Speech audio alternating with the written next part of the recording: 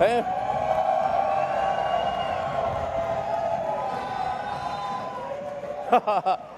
Great outfit. Hey.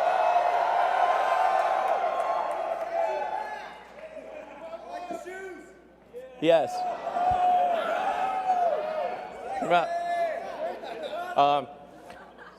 Yeah. Well, everyone, welcome to the Tesla Design Studio, where we've held many product unveilings before. Hope you guys will have a really great time tonight. I think I've never seen so many cameras in my entire life. This is cameras everywhere. So we're going to start off by just talking a bit about how did we get here. You know, what are the things that have led to this day? What are the cars like? How did Tesla start out? How did we, where were we 10, 11 years ago? What has happened over that intervening time? Because it occurred to me that a lot of people, they only heard about Tesla maybe a year or two ago, and electric cars are kind of like taken for granted, but there was a time when electric cars seemed very stupid, and it wasn't that long ago. And the idea of creating a car company was stupid, of course, and then making an electric car company was like stupidity squared. And so let's take a look at the first car we ever made, the Tesla Roadster. Yeah.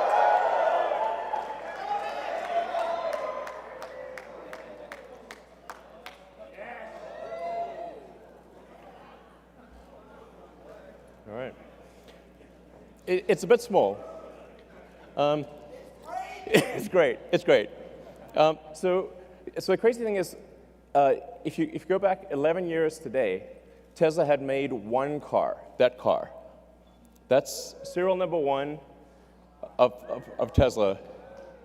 So that's my car, actually. So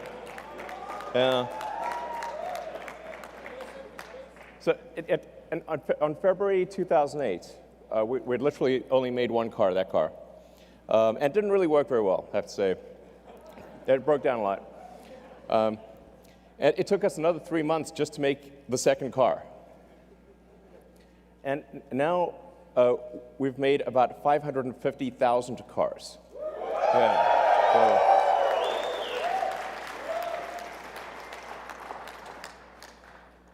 and after the Roadster,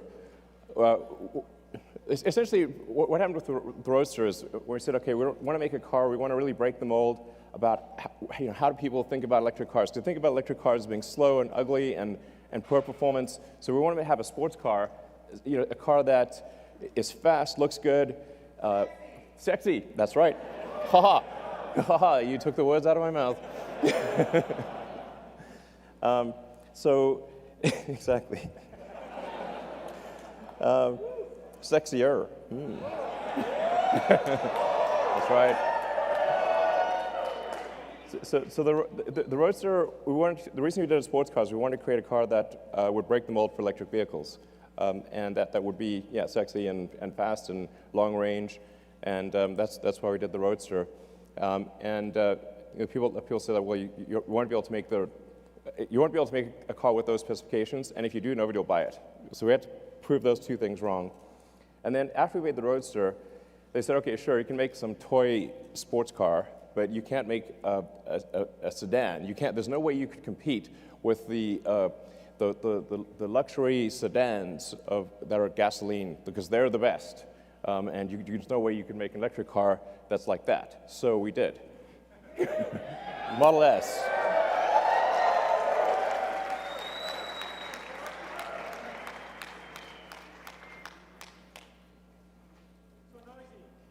Exactly. So noisy. Where are all the fumes? Where's the exhaust pipe? Where do you put the gasoline?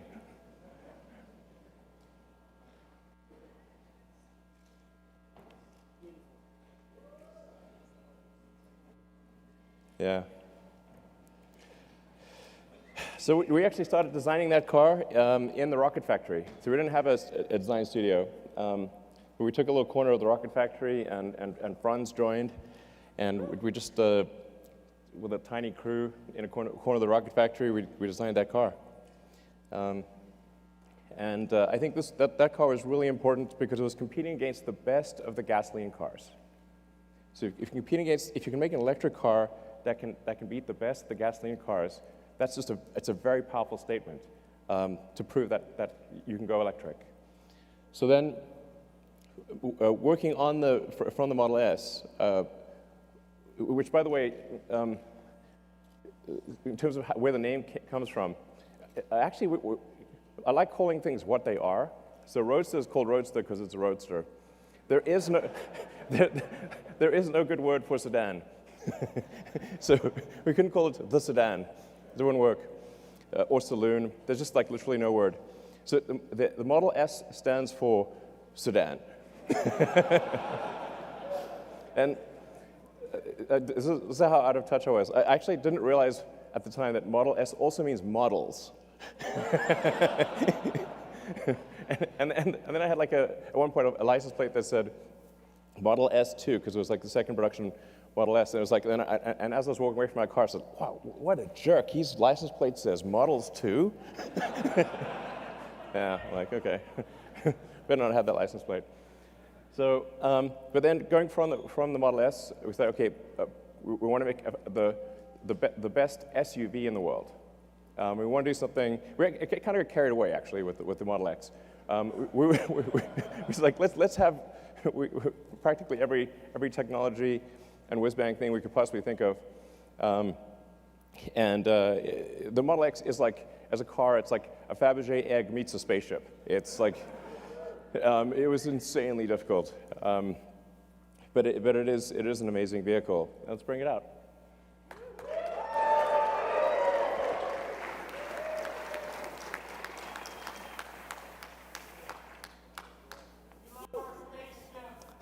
Cool.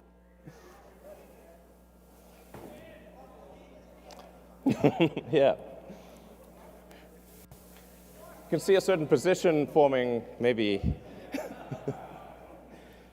So, the Model X, like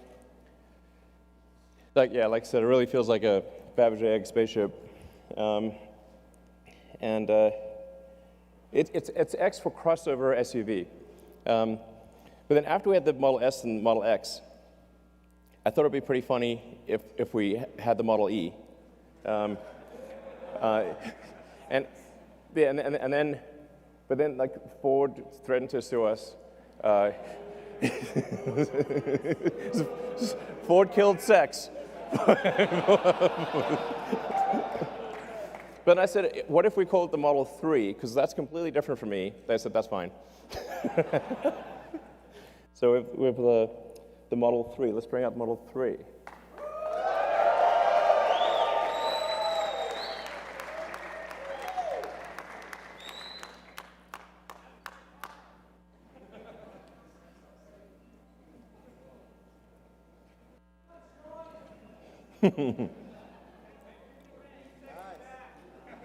That's right, exactly. Exactly, smart summon with a person.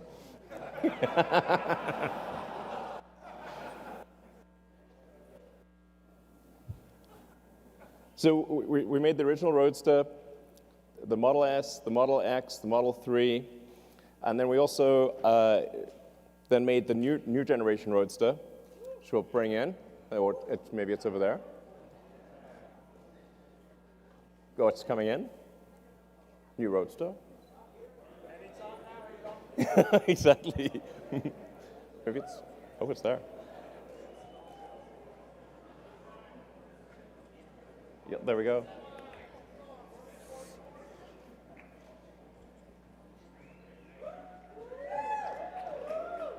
Sweet. Hey, sure. Yeah, my man! So, yeah, here we have the original Roadster, the new Roadster. Yeah. And then, hey, how's it going? And then the Semi.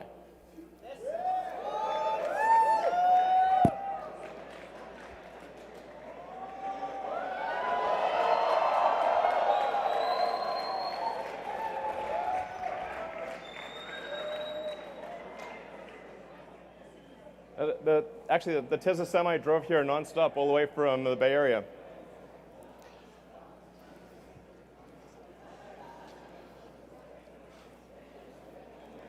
So that Tesla Semi, a 500-mile range electric semi. I learned to actually, only after naming the thing, that semi has two meanings. It's semi-sexy.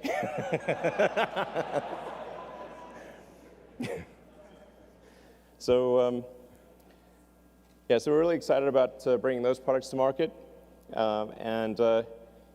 So that's sort of talking about our products. But then the factories are as much the product, if not more, than the vehicles themselves. In fact, I really think like the difficulty and value of manufacturing is underappreciated. It's insanely difficult. It's like relatively easy to make a prototype and extremely difficult to mass manufacture that prototype or to mass manufacture a vehicle reliably and at scale. I mean, even for rockets, I'd say it's probably a factor of 10 harder to design the manufacturing system for a rocket than to design the rocket.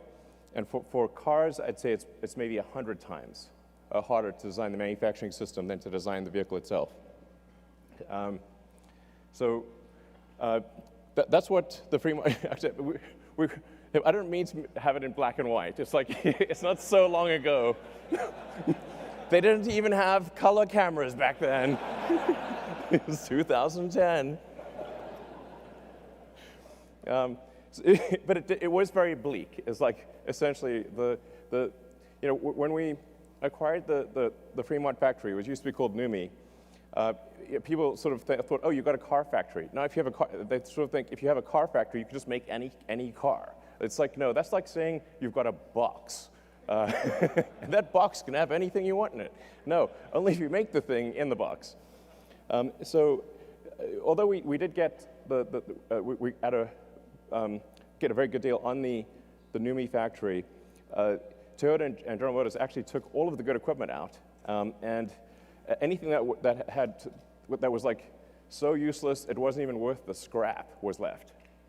So it literally looked like that, but in color. And it took an enormous amount of effort by a very talented team to actually turn essentially what looked like a derelict warehouse into a working car factory. Yeah.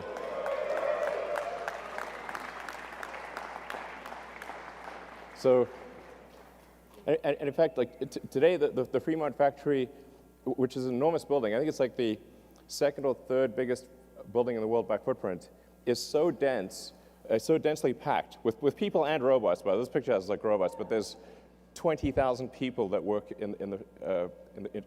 the Fremont factory across 4 or 5 shifts. So it's really a massive amount of people and robots. So it's like this giant cybernetic collective. So that was way harder than making the car, by far. I mean, it's worth noting, like the last time, at least in the U.S., the last time any car company achieved mass manufacturing was about 100 years ago. That is the last time, and then Tesla. It's literally that crazy. So,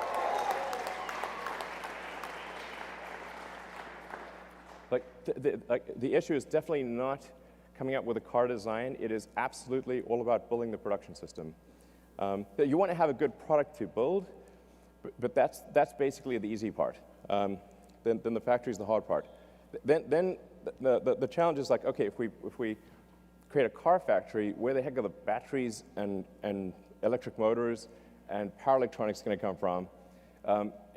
And that's where we need to say, okay, we better build something that's capable of 50 gigawatt hours at least of cell output, which at the time when we proposed the Gigafactory, I believe like total global output of lithium-ion batteries for all purposes, phones, laptops, certainly cars, anything, was about 30 gigawatt hours.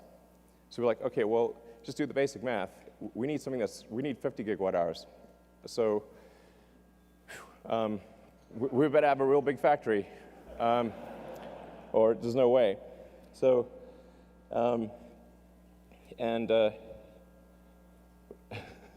we were going to build it in California, but like it would have taken 2 years just to get the permits. So we built the Gigafactory in the amount of time it would have taken to get the permits in California. That's what the Gigafactory looked like in 2010. It was basically rocks and bushes, okay? And now this is what it looks like now.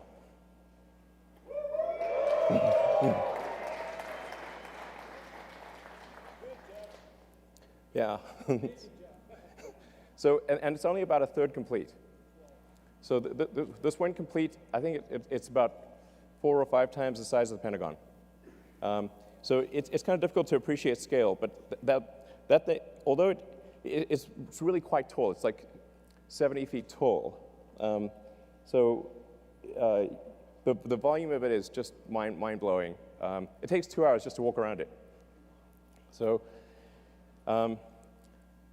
again, it's work of a tremendously talented team working like crazy, like tens of thousands of people to produce this factory.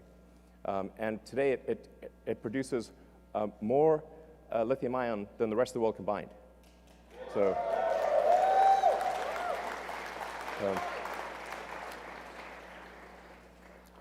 Now we're also building a factory in China, which I'm really excited about. As you can see, it's very impressive. Very impressive. A large puddle. So when I was there in January, that's what it looked like when we did the groundbreaking ceremony, and this is what it looks like now, 3 months later. But this is what it will look like at the end of the year.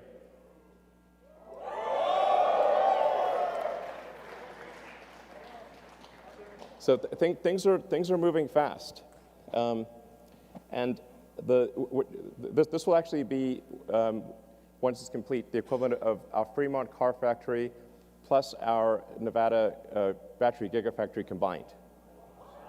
Yeah, so it's integrating the two, which kind of makes sense.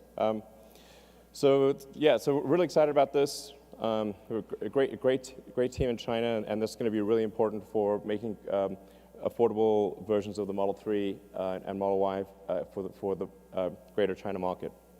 And then, besides cars, we have some other things. So, the solar roof and Powerwall.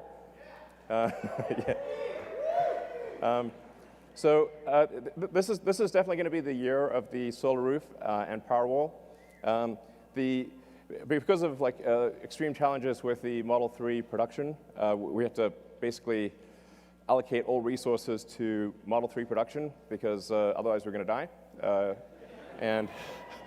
And so basically, it was pretty tight, I have to say.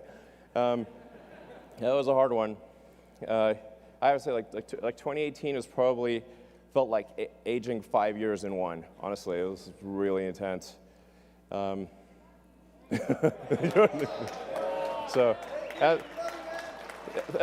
thank you for supporting Tesla through this difficult period. Thank you. Yeah.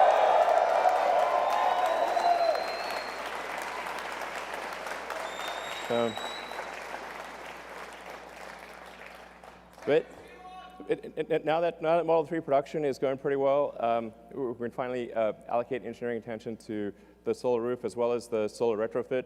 I'm pretty excited about both the solar tile roof and the solar retrofit and Powerwall.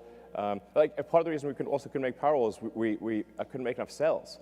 So we had to either allocate cells to the car or to the Powerwall. And I was like, well, we've got to make the cars. So then Powerwall got cell star, basically. But 2019, so we are now going to ramp it up. And then PowerPack. So PowerPack is kind of like our industrial strength battery storage system. We did the biggest battery storage system in the world in Australia. And yeah, that was really super cool. And then we're doing one that's roughly a gigawatt-hour scale in California. So just in Southern California, right nearby, we're building a gigawatt-hour scale power pack. And so we expect this to ultimately be really critical for transitioning the world to sustainable energy. Obviously, you have to have sustainable energy production and sustainable energy consumption. So the sustainable energy production need the solar panels plus the battery, because the sun doesn't shine at night, and then those electric cars, electric vehicles in general. Yeah. So, but I mean, the really exciting thing is if you have, with solar plus battery plus electric vehicles, we have a fully sustainable future. This is a future you can feel really excited and optimistic about. I think it really matters. Yeah.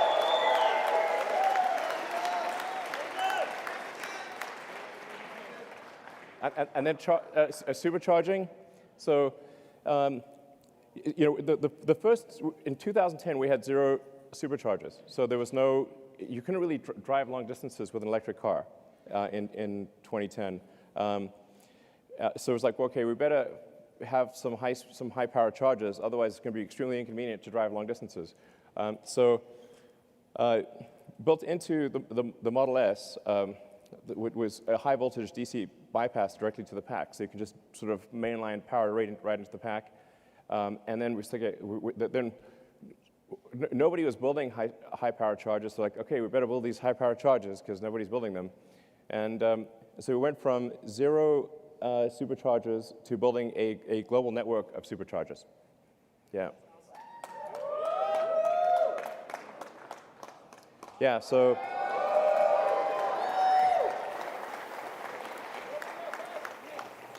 it's pretty nutty. Each one of those is a supercharging site.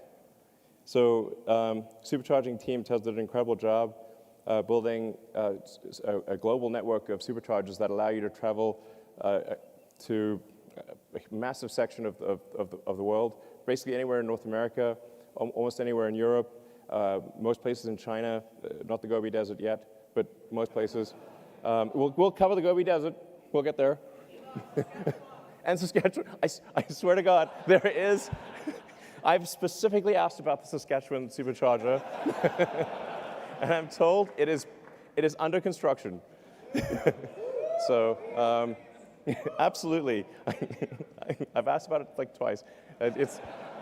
I'm told it's going to be completed soon, and then you will actually be able to drive across Canada. So yes, Hawaii. Kazakhstan. Actually, we have some great supporters in Kazakhstan. I think we probably we should have. We will build superchargers in Kazakhstan. There you heard it right here. Anyway, we're going to build a lot more superchargers, and we have actually a version 3 of the supercharger that we just unveiled. And in fact, yeah.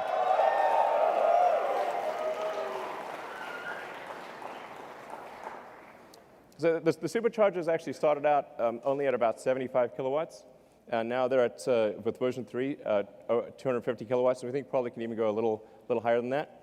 And so if you've got a long-range Model 3, it's capable of charging at about 1,000 miles an hour or 1,600 kilometers an hour. Yeah. So, and we have one working in the Bay Area, and then the one here at the design studio is also working as of tonight. So, yeah.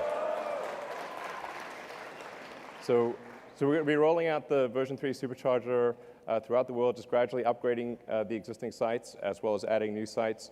So we did slow down the supercharger rollout a little bit because we wanted them to be version 3 instead of version 2. But now that we have version 3 running, and we're going to spool up production, and so you're going to have like a radical improvement in supercharging worldwide by sometime next year. Yeah.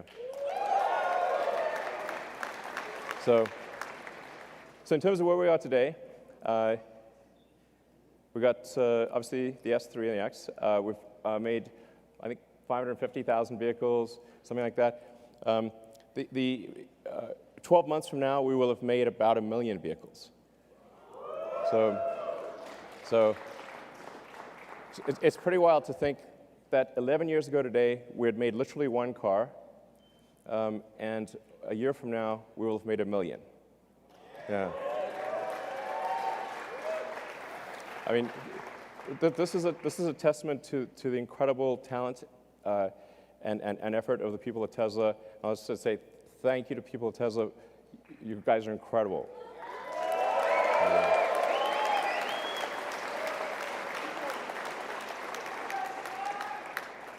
So, yeah, and 4 million tons of CO2 saved. In fact, with the 4 millionth ton, it just ticked over like an hour ago. So the 4 millionth ton just ticked over tonight. Yeah. So, just talking a bit about like, what were the thoughts back then? What were some of the comments? Let's see. The internet is forever. But this is a mere like taste. It was like I said, electric cars were considered extremely impossible and stupid, and in various forms. You're a fraud. Like okay, you can drive that fraud. Okay, and then now things have changed. Yeah.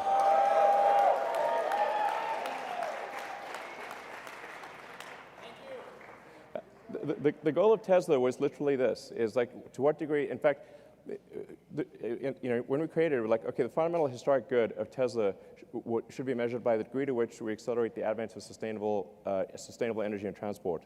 And our goal all along has been to try to get the rest of the car industry to go electric. We did a joint venture thing with Toyota and with Mercedes.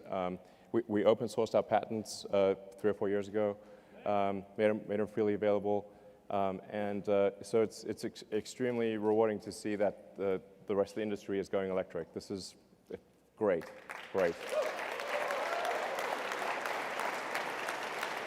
So, and I was just wondering, like, where will Tesla be in 10 years?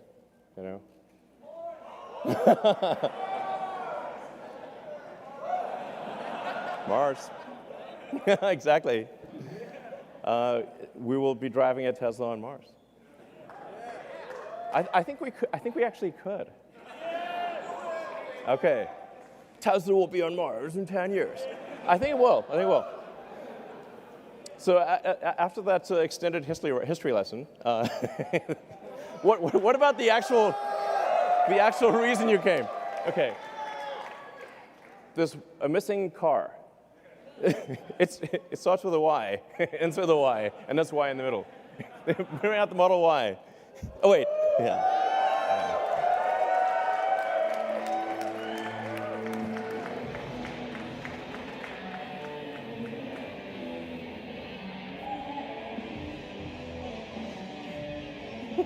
Extended history lesson.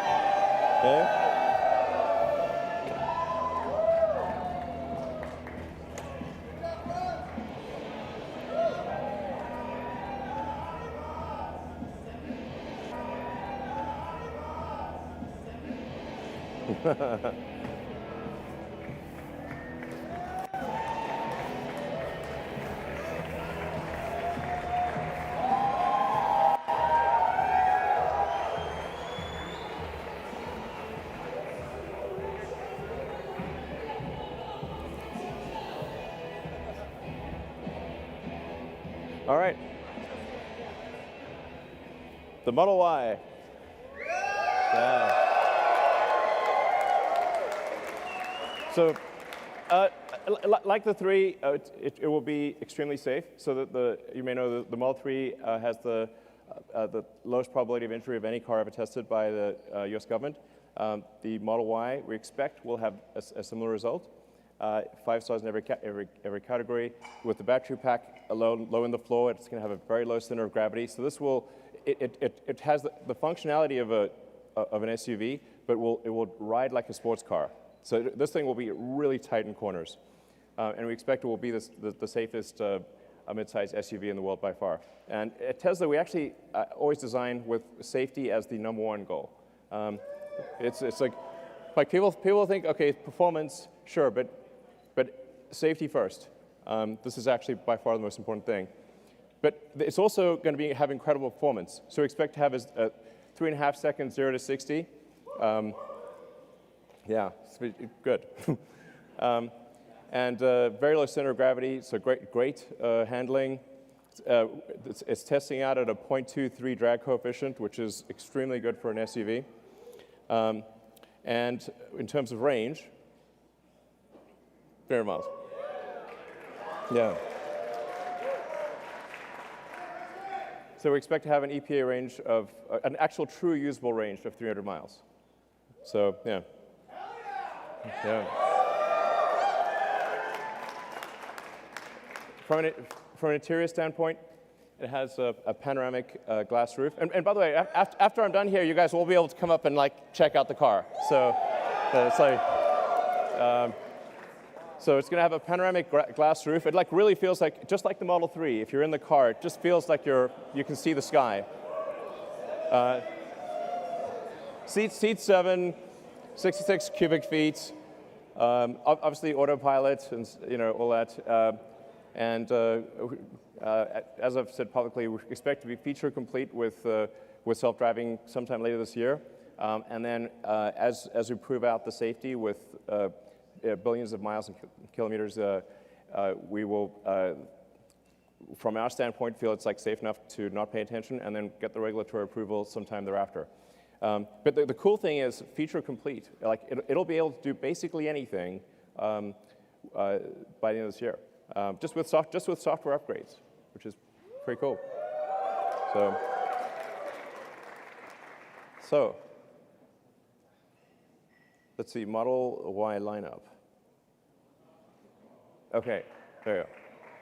So yeah, the basically long range one we expect to be about $47,000, and then sometime in 2021 we'll have the sort of standard version, which will have a $39,000 price point. So, yeah.